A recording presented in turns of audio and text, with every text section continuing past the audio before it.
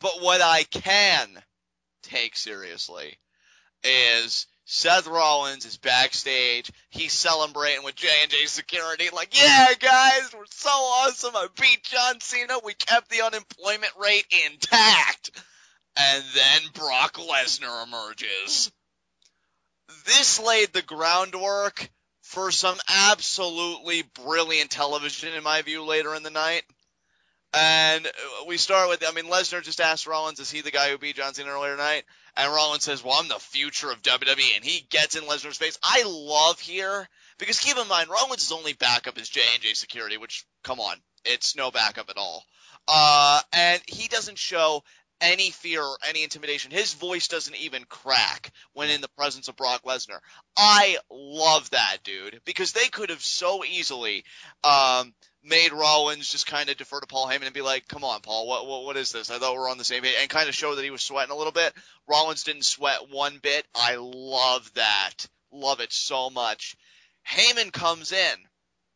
Well, actually, before that, when Rollins says, he is the future, Lesnar says he decides when the future begins. Love that line, too.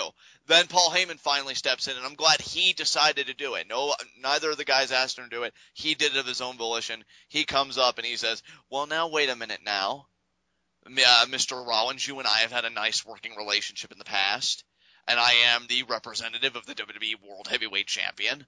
Maybe we can come together and take out John Cena at Royal Rumble and then settle it between the two of you to see who the best really is. So I just loved how this whole thing was handled, dude. Yeah, absolutely.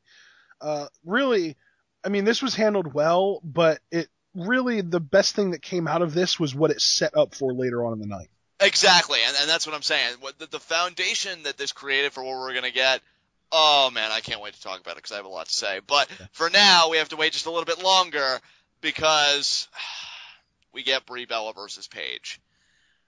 And Ashton, our viewers are so lucky that we made a rule at the very beginning of this podcast that we could not single out Divas, because matches like this are exactly why that rule was in effect. Because here's the thing. We put that rule into effect originally because if we were allowed to, it would happen every week. Yeah.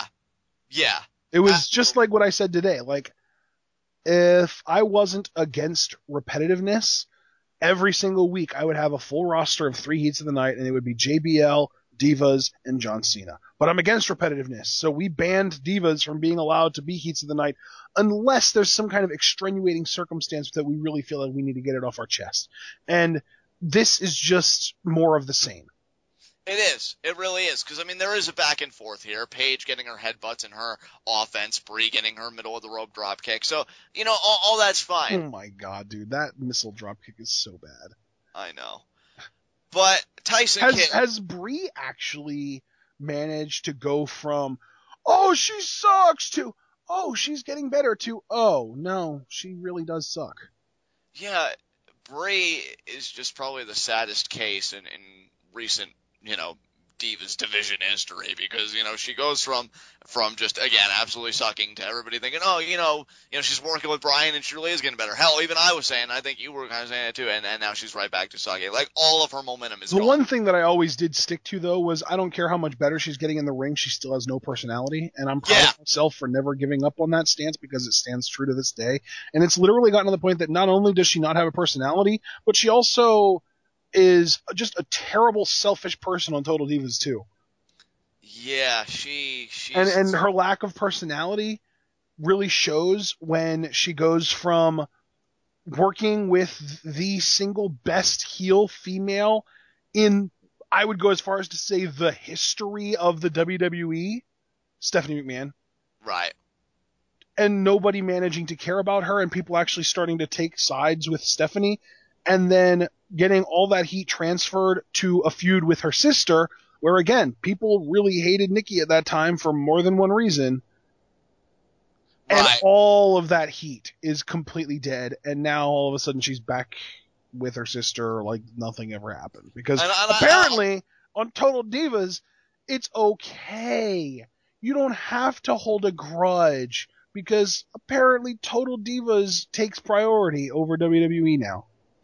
Yeah, and you know what, Ashton? I don't want to go on a tangent about this. I just want to mention this as a quick aside. For me personally, I am a bit envious and have some malice against Brie Bella because I feel like the angle she had with Stephanie, everybody wanted that to be AJ. Everybody wanted that to be AJ, and I don't feel like we're ever going to get AJ Lee versus Stephanie McMahon now for more I circumstances do. than just that. I still think it'll happen. You're still holding out hope? I'm glad. I think it'll happen because we already know now AJ is still with the company. She's just nursing an injury that she's had since before SummerSlam. Right. So the fact that she's still with the company and the fact that the Authority is now back and they're still the top heel entity, I do genuinely think that there's still a very distinct possibility. We might even get it this year. AJ versus Stephanie. I don't know. I hope we do because Brie Bella can sit in the back and take notes about how that angle should have gone because AJ will run away with it, I guarantee you. Because I've been looking for AJ to do something new for a while now. She can pull her husband and knock the ball out of the park, run, grab it, and then shove it in their faces. Yeah, more or less. Why I was aggravated with this match, just get it very quickly. Tyson, he gets on the apron. Paige gets angry, and Paige loses to a roll-up. The roll-up of death of the Divas division. So the same woman, and we were just talking about AJ, so I guess it does serve for kind of a nice segue, who broke out of the Black Widow and beat AJ to end her Divas Championship reign, her first night on Raw, who has kicked out of moves like the Shining Wizard and the like, loses to a roll-up. Paige obviously thinks it's a bunch of crap, too, because after the matchup, she gets out of the ring. She slaps Tyson across the face, even though I feel like Tyson only deserves maybe 2% of the blame here. And I have to give Tyson credit. The smirk on his face was just delicious. That was like the creepiest, just, ooh, I think I liked that kind of smile. Yeah, he is just flirting with the rest of the Total Divas cast. I mean, he was kind of had a little thing going with Nikki a few weeks ago. Now, apparently, he's taking a liking to Paige, which, I mean, to be fair to Tyson, can we really blame him? I have to say, I think he has, well, I shouldn't say he has exceptional taste in women, because he did originally marry Natty, and he did go for Nikki, but he's starting to come around. Yeah, I mean, I think he and the cats, they were having FaceTime. The cats pointed him in the right direction. And by the way, during the whole time that he was spending his evenings on Raw flirting with Nikki Bella, I wonder what John Cena would have had to say about that. Or was that during the tiny little 30-minute time interval where John Cena and Nikki Bella were broken up? Maybe it was during that interval. So Nikki, apparently it really wasn't the love of your life, because, yeah, you seem to get back in that pool pretty quick. And not that there's anything wrong with that, but don't try and sell us the idea that, yeah, I don't know how I'm going to get over it, because you healed pretty well, I'd say. Divas Championship and some flirtation, I guess, will do that for you. But regardless, we also see Natalya kind of smirking, so I guess they're still playing up, oh, their marriage is on the rocks. Well, if you'd ever watched Total Divas, you'd realize that Natalya should probably put in more work. Just saying. After that, we do get... if anything, I'd say Natalya should put in less work. She tries way too hard to be horrible. I know, right? God, she's the worst. See John Cena... I've met the worst before. Yeah. And even it thinks Natalya is worse than it. Oh my god, that's horrible. You see John Cena... I wouldn't lie to you guys. I know. I mean, you get 100% truth here on Twit. Wow. John Cena's looking worried, whole contract signing. Oh my god, I'm going to get ganged up on. We then get Bray Wyatt talking about the Rumble. I enjoyed this promo too. I honestly, I never thought I'd see the day that this would happen to me. I tuned Bray Wyatt out tonight. Oh god. I just don't give a crap what he has to say anymore. Wow. I mean, is it his fault? Is it something that he did? Is it overexposure is the only answer I can think of. Wow. Every time he talks, he says the same exact crap. And he's literally just saying the same thing that every other wrestler says. He's just using more words to do it. Right. He has become the Stephen King of wrestling promos. Oh, God. Oh, poor Bray.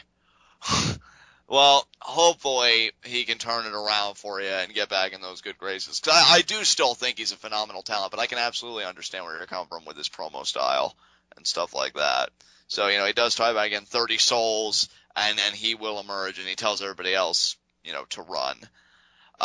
Randy Savage has officially been announced, so no more ambiguity, guys. It's happening. We're doing it for the WWE Hall of Fame. And I did kind of groan a little bit here, to be honest, because it was confirmed that Hulk Hogan was going to be his inductor. I thought it should have been Lanny Poffo. I thought it should have been Lanny Poffo as well. Absolutely, without question. He's the guy that has been, talking about it for the longest time, like doing the interviews about why it isn't happening. And then I know he recently gave an interview about how, hey, he's passed away. This isn't about us. It would be selfish to deny the fans this.